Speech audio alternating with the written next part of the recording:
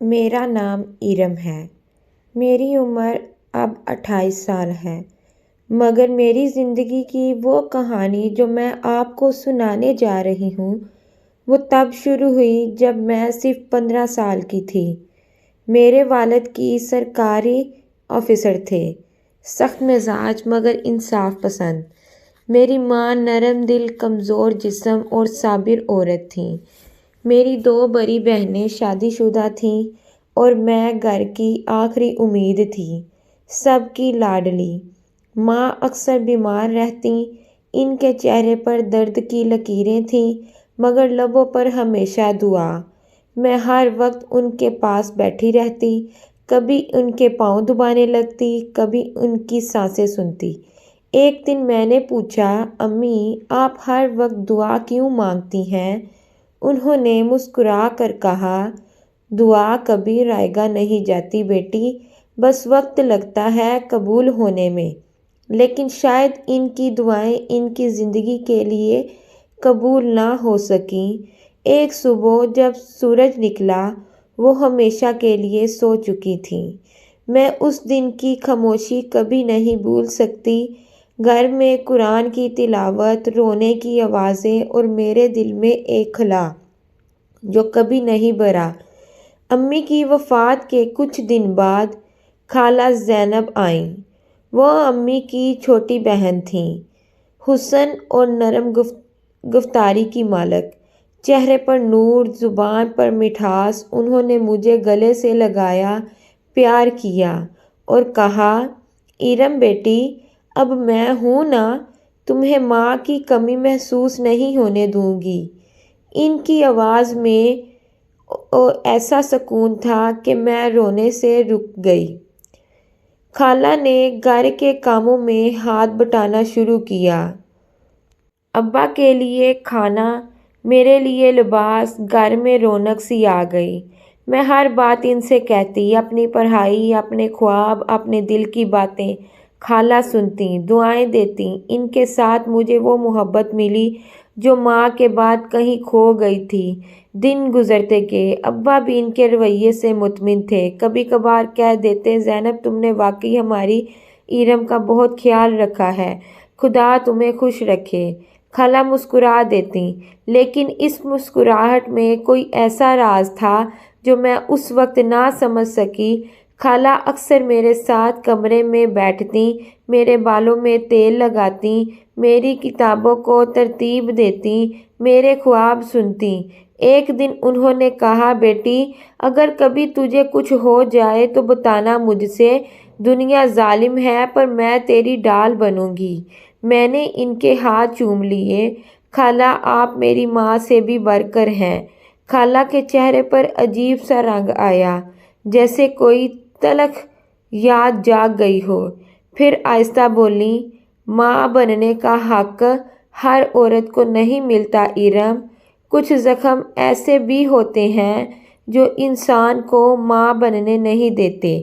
میں چپ ہو گئی، مجھے نہیں معلوم تھا خالہ نے یہ جملہ کیوں کہا، مگر ان کی آنکھوں میں اداسی تھی۔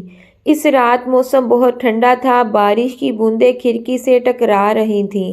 خالہ میرے کمرے میں آئیں، ہاتھ میں تیل کی بوتل تھی۔ ارم بیٹی بالوں میں تیل لگا دوں، سردی میں نیند اچھی آ جائے گی۔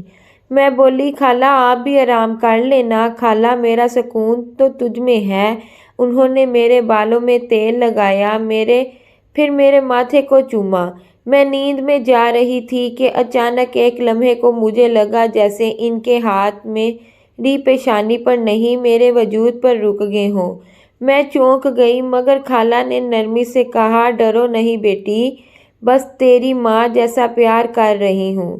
میں چپ ہو گئی، لیکن اس رات نیند نہیں آئی، دل میں ایک عجیب خوف بیٹھ گیا۔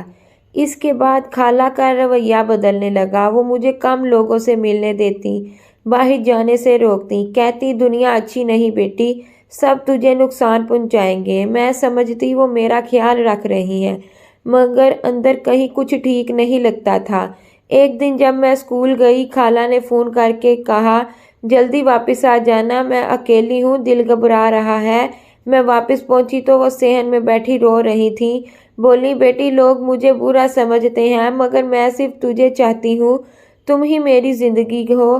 میں ان کے گلے لگ گئی۔ میں نے نہیں جانا تھا کہ یہ چاہت ایک دن زہر بن جائے گی۔ ایک رات وہی بارش، وہی خاموشی۔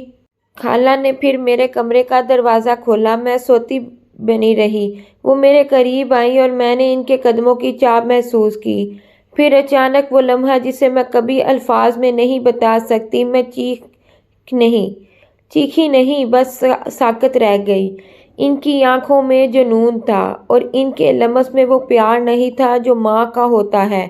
میرے دل میں جیسے کسی نے خنجر گھونپ دیا ہو۔ میں ٹوٹ گئی۔ صبح وہ مجھ سے بولی، کل رات جو ہوا وہ کسی سے کہنا مت، لوگ تمہیں برا کہیں گے۔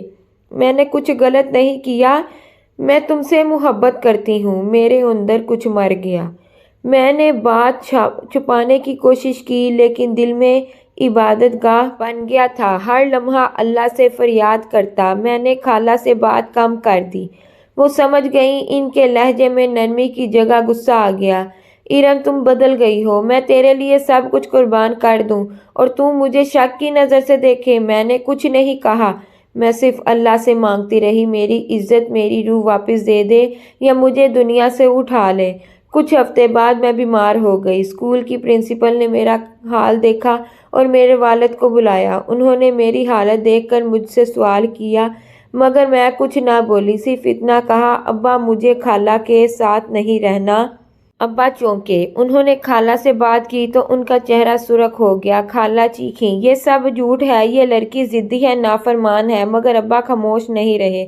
انہوں نے گھر کے نوکر، پرنسپل اور ڈاکٹر سب سے بات کی اور ایک دن سب سامنے آ گیا۔ خالہ نے جرم کا اعتراف نہیں کیا مگر ان کے آنسو سب کچھ کہہ گئے۔ ابا کے الفاظ آج بھی میرے کانوں میں گونجتے ہیں، زینب تم نے ماں کے مقدس رشتے کو داغدار کر دیا، تم نے میری بیٹی نہیں میری روح کو زخمی کیا ہے۔ خالہ چلی گئی ہمیشہ کے لیے۔ سال گزر گئے۔ میں نے تعلیم مکمل کی، نفسیات میں ماسٹر کیا۔ آج میں ایک ادارے میں کام کرتی ہوں جہاں ایسے بچوں کی مدد کی جاتی ہے جنہیں گھر کے اندر زخم ملے ہوں۔ کبھی کبھی جب کوئی بچی میرے پاس آ کر روتی ہے میں اس کے آنسو صاف کرتی ہوں اور کہتی ہوں میں سمجھ سکتی ہوں کیونکہ میں بھی کبھی تمہاری جگہ تھی، مگر یاد رکھو اللہ ظالم کے ساتھ نہیں مظلوم کے ساتھ ہوتا ہے۔ خالہ کا اب کوئی پتہ نہیں۔ سنا ہے وہ بیمار ہیں، اکیلی ہیں اور توبہ میں دن رات روتی ہیں۔ میں انہیں بد دعا نہیں دیتی کیونکہ میرے دل نے سیکھ لیا ہے کہ معافی زخم سے بڑی طاقت ہے۔ آخری سبق، دنیا میں سب سے بڑا گناہ ہے رشتوں کے تقدس کو توڑنا اور سب سے بڑی نیکی ہے سچائی اور حیا کی حفاظت کرنا۔ یاد رکھو ہر وہ محبت جو اللہ کی حدود سے باہر ہو وہ محبت نہیں آزمائش ہوتی ہے۔ اندھا یقین تباہی ہے اور عقل والا دل نجات پاتا ہے۔ اگر کہانی اچھی لگی ہو تو اس کو لائک شیئر ضرور کریں اور ہمارے چینل کو سبسکرائب ضرور کریں۔ شکریہ۔